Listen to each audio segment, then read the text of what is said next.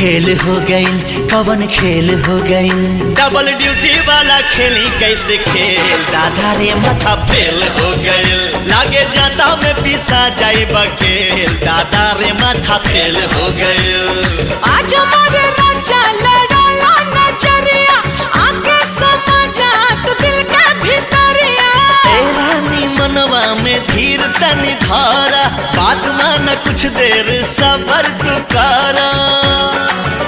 अरे दहिया से दहिया के मेल हो गईल। खेल हो गईल, कवन खेल हो गईल। डबल ड्यूटी वाला खेली कैसे खेल, दादा रे माथा फेल हो गईल। लागे जाता में पिसा जाई बकेल, दादा रे माथा फेल हो गईल।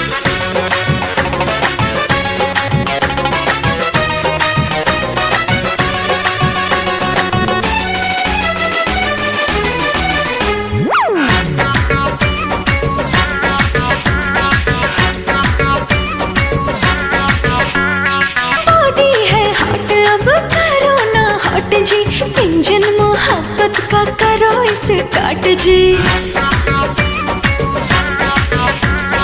रात बाटे बाकी हो, बात बाटे बाकी, सजिया पे कुल्ही खुर्रफात बाटे बाकी। छनके लचूड़ी खनक जाला कंगना, सुरहो सिंगार खोजे प्यार तो हर सजना। अरे भागला ऐसे जैसे जेल हो गए।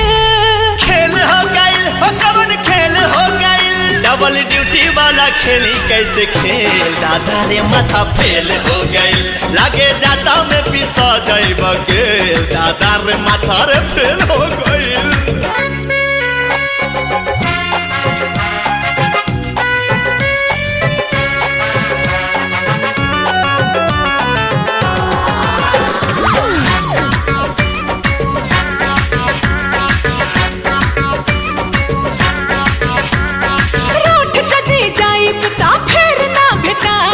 कितनो बोलई बाना कहिया में आईब।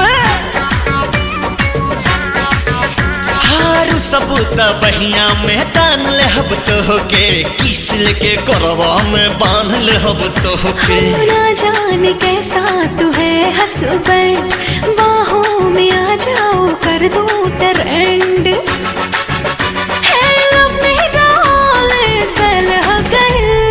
खेल हो गईल, कवन खेल हो गईल। डबल ड्यूटी वाला खेली कैसे खेल, दादा रे माथा फेल हो गईल। लागे जाता में पिसा जाई बकेल, दादा रे माथा फेल हो गईल।